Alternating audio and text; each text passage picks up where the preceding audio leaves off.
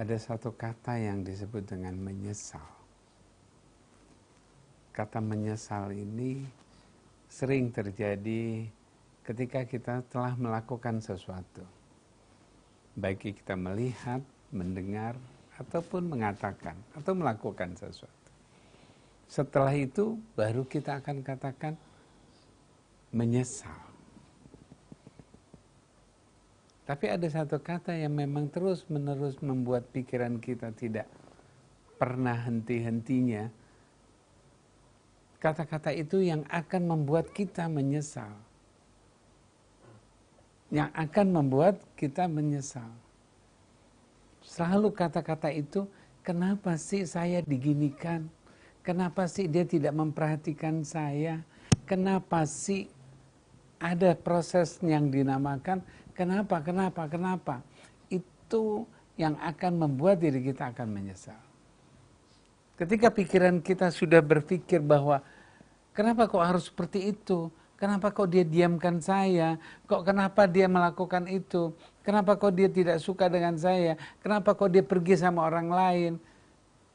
Pertanyaan kenapa itu yang akhirnya kita akan bertindak sesuatu, mencari sesuatu, mencurigai sesuatu, menguping bagaimana dia, omongan apa yang terjadi. Sehingga kita tidak pernah lagi melihat diri kita, apa yang bisa kita lakukan. Kita tidak bisa melakukan sesuatu ketika kita sudah didorong oleh sesuatu. Kenapa diri kita kok diperlakukan seperti itu? Akibatnya, kalau kita sudah bertindak, maka kita akan menyesal. Setelah menyesal, apakah selesai? Tidak. Banyak seseorang yang selalu mengatakan, saya menyesal, tadi saya sudah mengatakan, saya menyesal karena saya sudah melakukannya. Selesai? Tidak. Dia akan lakukan kembali. Dia akan mengerjakan kembali. Karena hanya kata-kata menyesal selesai. Karena dia tidak pernah bisa lagi merubah. Tidak lagi membuat dirinya kembali. Hanya menyesali. Bukan dia kembali. Insya Allah kata tobat itu kembali dia. Kembali bukan kembali melakukannya. Kembali kepada fitrahnya. Kembali kepada sesuatu yang real. Yang benar-benar. Dia tidak pernah berpikir kembali. Tapi yang dipikirkan, ya udah deh. Cuman gitu doang kok. Dia saya nyesel. Gak ngelakuin lagi deh. Kata lepas gitu, ya udah deh.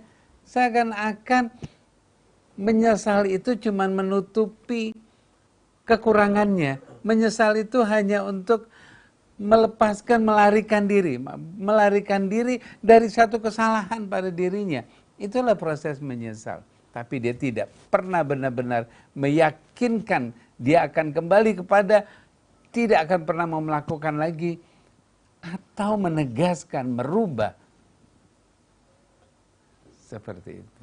Apa yang membuat seseorang itu bertanya kenapa? Karena ada penglihatan, ada pendengaran, ada perkataan. Ini yang selalu sehingga terjadilah perilaku yang kita akan mendapatkan penyesalan. Melihat. Karena kan Allah sudah berikan dua jalan di dalam kehidupan kita. Fujuraha wa taqwaha. Dua jalan inilah yang akan kita selalu akan terlihat. Mana yang kita sukai? Melihat yang kita tidak sukai atau yang kita sukai? Apa yang kita akan lihat? Kalau kita melihat yang kita tidak sukai, maka semua pikiran kita akan terdorong untuk melakukannya. Kalau kita selalu mendengar informasi-informasi yang kita nggak sukai, tapi kita senang mendengarkannya, maka pikiran kita akan terus bekerja. Maka seringnya kita curiga. Kita suka mendengarin. Tuh, tahu nggak? Laki-laki kalau kita sering ngumpul nih, ngerumpi bukan di majelis Tapi majelis itu namanya majelis ngerumpi.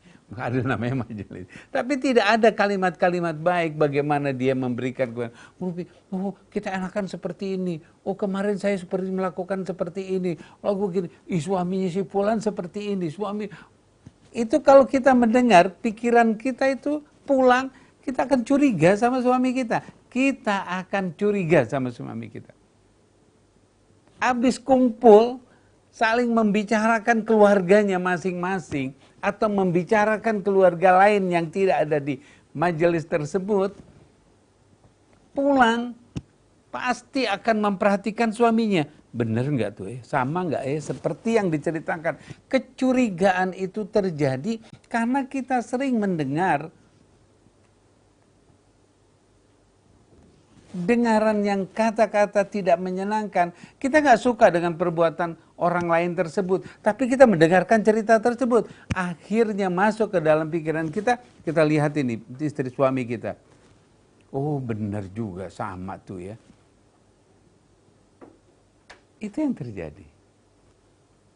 Akhirnya kecurigaan kita, ketakutan kita dibantu. Kekhawatiran kita, ketakutan kita, kecurigaan kita dibantu oleh syaitan untuk menentukannya, untuk melakukannya. Kemudian pikiran kita merekayasa bagaimana, mengintip-ngintip, mencoba untuk mendatanginya. Ya Allah, sudah capek, sudah apa? Pasti akan menyesal. Menyesal disinilah yang akibatnya kita akan selalu mengatakan, ya saya sebetulnya nggak benar-benar seperti itu, nggak kepengen sih. Ya, karena kita ketakutan. Coba kita perhatikan. Penglihatan kita, pendengaran kita, kata-kata kita, kalau terus bersama-sama dengan pada kebaikan, menjaga dari sesuatu yang kita tidak sukai, pada saat itu pikiran kita akan jernih, bersih. Maka kita akan terus terjaga. Kita akan terjaga. Pikiran kita itu akan terjaga karena kita sering melihat. Bagaimana kita melihat sesuatu yang indah. Ketika kita melihat sesuatu yang indah, maka pikiran kita akan melihat keindahan itu. Pikiran kita akan terus berpikir dengan keindahannya. Tapi kalau kita mencurigai, melihat di tengah jalan, memperhatikan, menonton, maka pikiran kita akan selalu mendengar omongan orang yang membuat kita tidak senang. Cerita, bermacam-macam, tapi bukan menyelesaikan. Pada saat itu, tekanan-tekanan pikiran kita akan terus bekerja dengan keras. Oleh karena itu, jaga mata kita, jaga pendengaran kita, jaga mulut kita. Semua perilaku kita akan terjaga. Ketika kita mampu menjaga, yakinkan bahwa Allah akan menjaga diri kita. Insya Allah. Here to be the best, now to be happy.